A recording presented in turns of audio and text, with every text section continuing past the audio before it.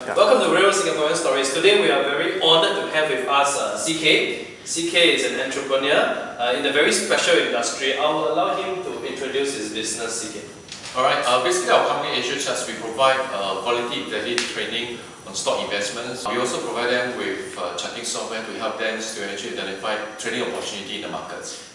Okay, thanks CK. I believe all of you can Google APEA Charts. APEA Charts is a very famous, very authentic, old school style investment investment school.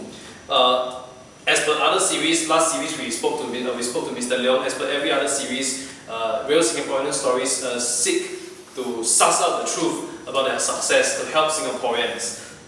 The first question for today, quite consistent. We'd like to ask this question, CK. What are some of the greatest challenges you face throughout this business that you have faced and overcome? Do you mind if you share with viewers of Real Singaporean Stories so they can learn from your experience? Okay, there's a few challenges. One of the challenges in our case is really to share with the audience what real trading is all about, what real investment is all about. Many people actually have the perceptions that actually trading is a get rich quick stuff. It's not really. Trading is really about acquiring knowledge and skill, and that requires some efforts and commitment. This is something which we find very difficult to try to relate to the audience, and we are quite selective in the sense we are only able to serve people who are prepared to actually commit some time to acquire this skills and knowledge. Just for example, nobody actually read a book and do open heart surgery. It's the same thing. Nobody actually spend 4 weekends, learning how to play golf, and then after that play the Tiger Woods. You need commitments. So likewise for trading itself, you need a commitment as well. The other challenges we have is actually intellectual property protections.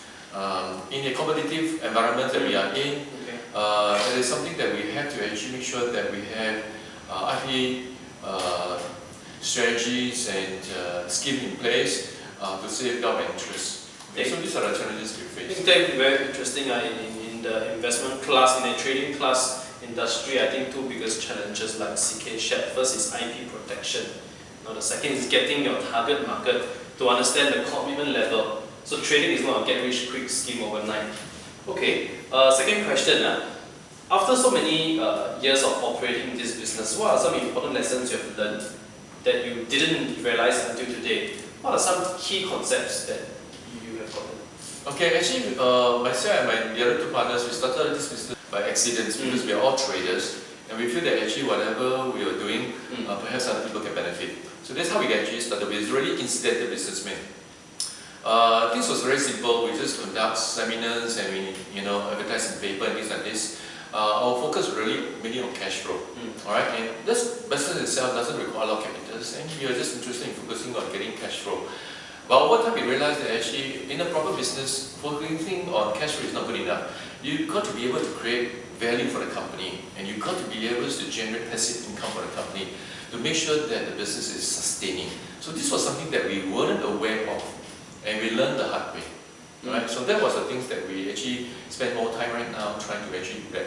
So to budding entrepreneurs, looking at cash flow is important, but more importantly or equally important, creating value for your firm is something that you should look at as well. Now, in the course of this business, CK, how has it shaped you as a person? Has it made you more risk taker? Has it made you learn things faster? What are some elements that the business has shaped you as a person? I think this business itself, perhaps many other businesses, what I really realized and learned along the way is the importance of marketing.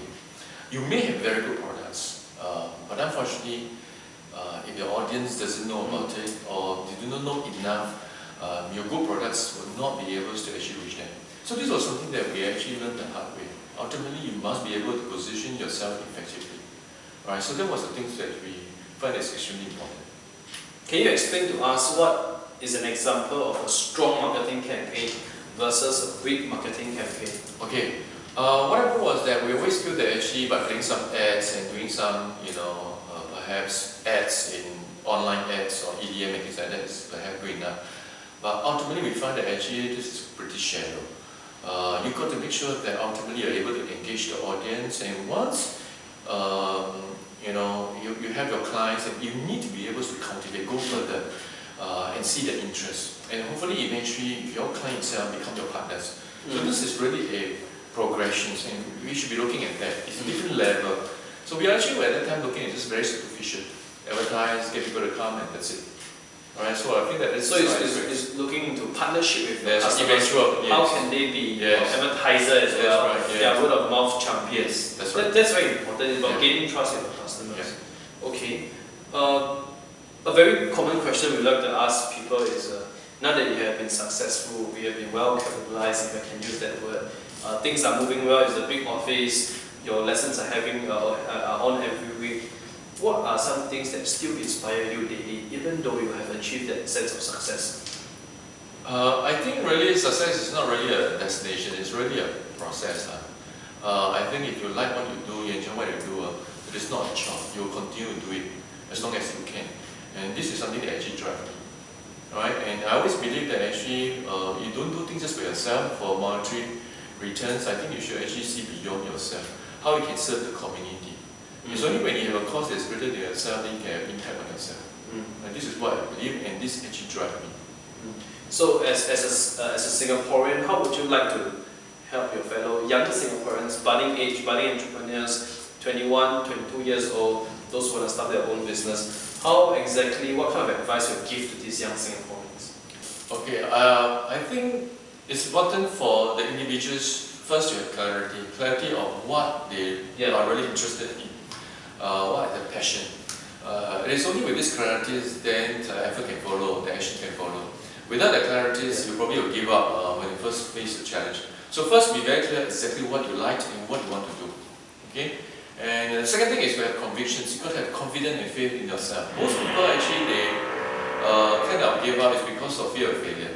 So you got to take some risks there. And I think as long as you work towards this can be manageable.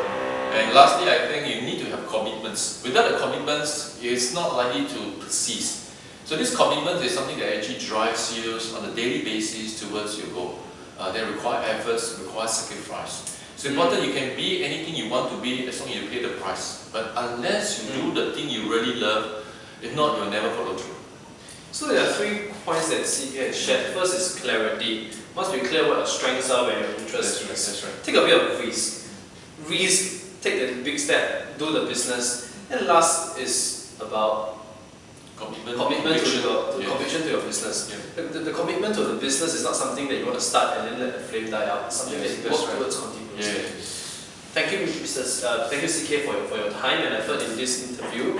Lastly, we'd just like to introduce Asia Charts again. To find them on the internet, can we just Google Asia Charts? You'll be able to find asiacharts.com. The website is www.asiacharts.com. They have previews almost every week. And if you would like to learn how to trade or get interested in trading, feel free to come down to their office for the preview session and Google them on the internet. Thank you.